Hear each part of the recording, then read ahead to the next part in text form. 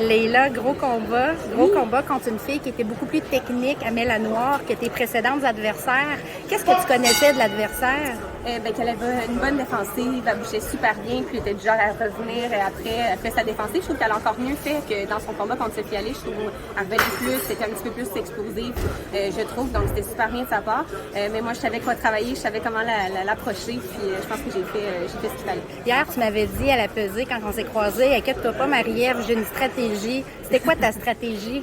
Ma stratégie, c'était de faire des feintes. Donc, je trouve que justement, Sophie Ali, dans son dernier combat, elle feintait pas. Elle allait toujours sur le même rythme. Donc, de casser le rythme, d'exploser à des moments vraiment précis, opportuns.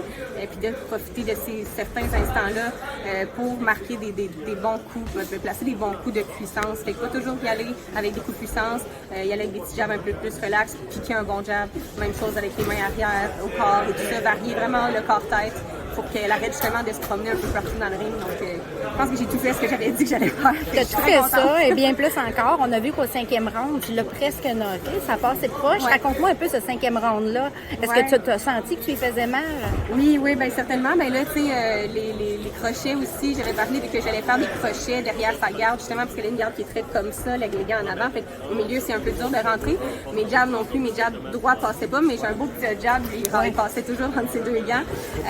Je suis vraiment contente d'avoir placé ça. Puis par la suite, j'ai réussi à faire un beau petit step-in, placer un uppercut au corps, là, après avoir lancé un crochet à tête, justement, descendu uppercut au corps, puis est allée se ruer dans les caves, là, elle s'est promenée un peu, mais bravo à elle, là, elle a toffé la run. Puis après ça, je me suis un peu trop garochée dans le corps, j'aurais dû varier un peu plus encore, mais je suis contente, pareil, d'avoir fait ce que j'avais fait. Ça reste que c'est une progression. Là, il va y avoir 2 autres galas d'Eye of the Tiger qui ont été comme annoncés depuis pas. On a vu ça sur notre fichier de presse au mois de septembre.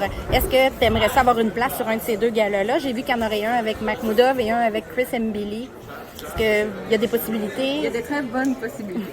Pour l'été, on retourne à la restauration et on prend des vacances. Non, la restauration, c'est fini. C'est fini? J'ai eu mon commanditaire EcoStructure ici présent qui m'a commandé pour la durée de 1 an. Grâce à lui, je peux me permettre de ne pas travailler du tout si j'ai à le faire. Cet été, je vais donner un blitz quand même au niveau du travail. J'ai un nouveau travail en vente que j'aime beaucoup. Puis j'ai un nouveau travail en vente que j'aime beaucoup. Puis je vais aller vers ça. Mais par la suite, si j'ai arrêté de travailler cet automne, je vais le faire. Puis grâce à Jonathan. Merci beaucoup, Leila.